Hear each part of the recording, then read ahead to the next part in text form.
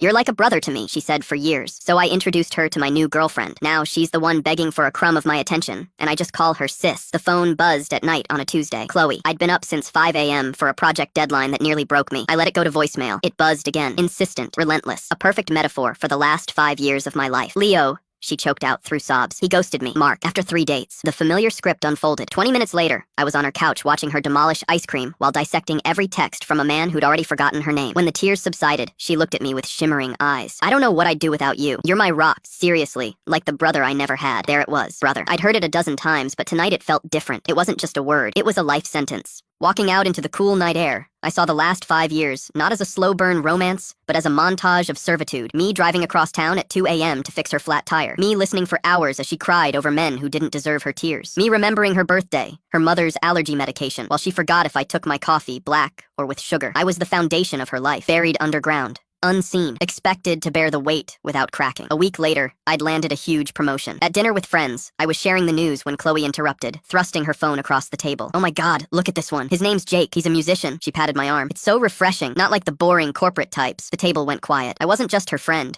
I was her benchmark for boring. 2 days later, I told her, "When you say I'm like a brother, it hurts. We spend all our time together. I feel like we're a couple in everything but name." Her smile faded. "Leo, what we have is special. With Jake, I feel a spark. With you, I feel safe. Safe. The nicest way anyone had ever called me insignificant. So I'm the safety net." "You're my foundation," she corrected, like it was a compliment. In that moment, I saw it clearly. She would happily let me spend my life holding her up while she danced on my shoulders, searching for sparks that would never be me. I stood up, placed money on the table. "Goodbye, Chloe." I walked out, didn't look back. I blocked her everywhere. Her messages came through friends. "Are you mad at me? That's so immature." Then, "Jake and I are going to that concert. You'd hate it. Too cool for your classic rock." I was in sweatpants eating pizza, perfectly content. 2 months later, I met Sarah in a bookstore. Intelligent eyes, curious smile. We talked for 20 minutes about architecture. She asked questions and actually listened. I wasn't trying to be her rock or therapist. I was just a guy talking to a woman. The simplicity was revolutionary. 3 months later, Matt's birthday party. Sarah and I were holding hands when Chloe walked in. Her eyes found me, then Sarah, then our joined hands. Blood drained from her face. She strode over. "Leo, who's this?" "Chloe, this is my girlfriend Sarah." The word girlfriend hit her like a blow. She flinched. "I'm his best friend," she told Sarah. 5 years. I looked at Sarah warmly. "My best friend is right here." I stood, helping Sarah with her jacket. "Good seeing you, Chloe." The texts